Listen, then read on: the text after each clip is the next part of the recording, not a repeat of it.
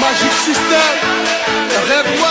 ليه انا مستني كاس العالم مع اني مش مهتم بالكوره؟ عشان انا شايل هم ناس الشغل كان ملخبط معاهم الفتره اللي فاتت. في منهم عندهم قهاوي وكافتريات، وناس غيرهم عندهم محمصه، وعندي اصدقاء شغالين في الاجهزه الكهربائيه، وبشوف ناس سريحه كتير بتلف باكل وساعات ونظارات، وناس تانية عندها مطاعم، وناس شغاله في الدشات، وناس عندهم محلات مستلزمات رياضيه، وغيرهم كتير. الناس دي كلها انا فرحان ليها، لان كاس العالم مش مجرد كوره، لا ده باب رزق لناس كتير، وفرحه كبيره ليهم ولاسرهم، وفرصه الدنيا تتحرك شويه. بتاع الدشات هيركب اطباق ويبيع كام ريسيفر، وبتوع المحمصه هيبيعوا التسالي والمقرمشات، وبتوع القهاوي والكافتريات بيستنوا المناسبات دي عشان يحصل انتعاش عندهم، وبتوع الاجهزه الكهربائيه بيبيعوا تلفزيونات جديده، ومحلات مستلزمات الرياضه بيبيعوا تيشيرتاتهم وزماميرهم، والمطاعم وبتوع الاكل والشرب والسريحه كله بيتراضى. ربنا يكرمنا جميعا، قولوا امين.